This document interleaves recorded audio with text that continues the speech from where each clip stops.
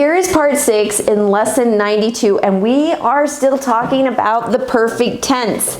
We will not get the perfect tense unless you're understanding your simple tense and your progressive tense. You have to understand these tenses to understand the perfect tense. So now we are going to focus on the base word rise, and we focused a lesson on this word because this word is really a confusing word. This word is a confusing word, and the reason why it's so confusing is because rose is a different word. You have to understand the actual definition of rise sitting in the simple tense, and that means upward and increase. What does rise mean? Upward and increase. And this is its base word. When it's sitting in the simple tense, it's its base word, and this is in the present. So when you see simple tense like that, it's going to be in the present. Now let's tackle this like we have in the other videos. So repetition is what's going to get this for you. Now let's look. I put the past first here, and then I moved it back to simple, progressive, and perfect. So we are focusing on the past tense in the simple, progressive, and the perfect. So since we know it's the past tense, we need to go to the simple past to get the simple.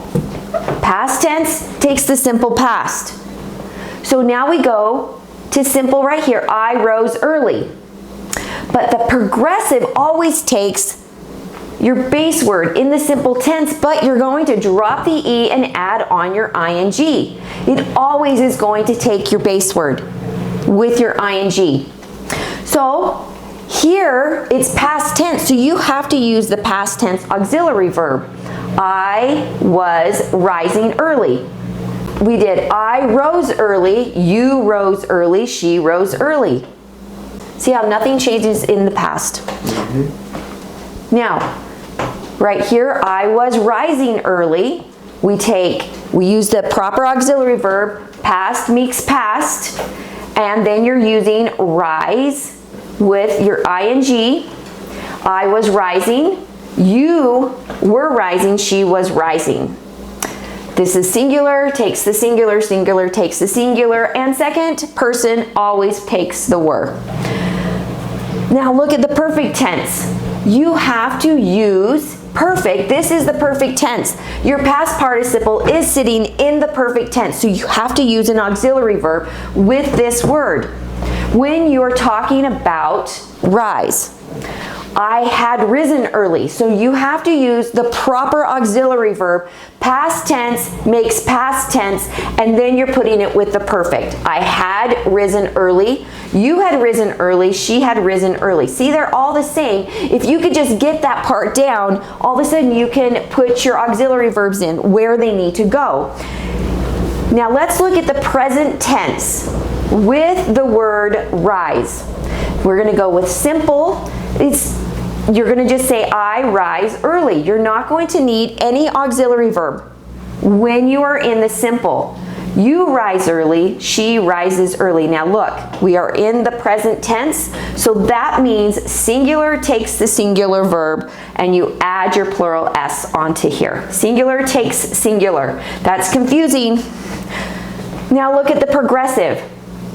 You have to make sure you're choosing the correct auxiliary verb. Singular takes the singular auxiliary verb, and when you are in first person, you have to use am. I am rising early, you are rising early, and she is rising early. Third person takes the verb is, singular takes the singular. This is a singular verb, this is a singular subject.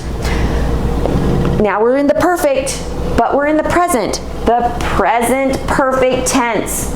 And you need to use risen. The past participle is the perfect tense, and you have I have risen. Singular takes singular. This is the present tense. So in the present tense, you have to use have in first person. I have risen early. You have risen early, but look what happens in third person. In the present tense, she has risen early. That's what happens there. we're focusing on the future tense. The future tense is pretty basic. Simple, you just use the word rise plus the word will. I will rise early. You will rise early. She will rise early. So you just add the word will. Now, if you're sitting in the progressive tense, you need to add the word will be, and then add your ing to your base word rise. Drop the e and add your ing, and you're going to get the word rising. Progressive tense is always ing. You do not have irregulars tense. It's always ing. So you just need to make sure that you know how to put your auxiliary verbs in there properly. I will be rising early. For the progressive tense, you will be rising early, she will be rising early.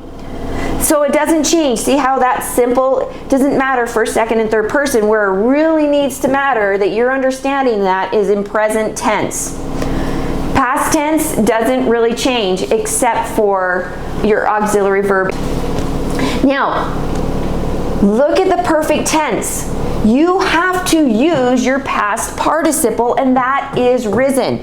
You have to use your past participle, which is risen. You can only use this in the perfect tense, and you have to use it with the correct auxiliary verb. Singular, it doesn't matter with here. You're going to do the exact same thing. I will have risen early. You just use will have. You will have risen early. She will have risen early. The simple tense is rise. The progressive tense is your helping verb plus rising. The perfect tense is your helping verb plus risen. And your simple past is rose. The simple past and the perfect are different verbs. Oftentimes they're the same verb, but they are different verbs here. Okay, you guys, that's it, and we will see you in the next lesson. Thanks for watching.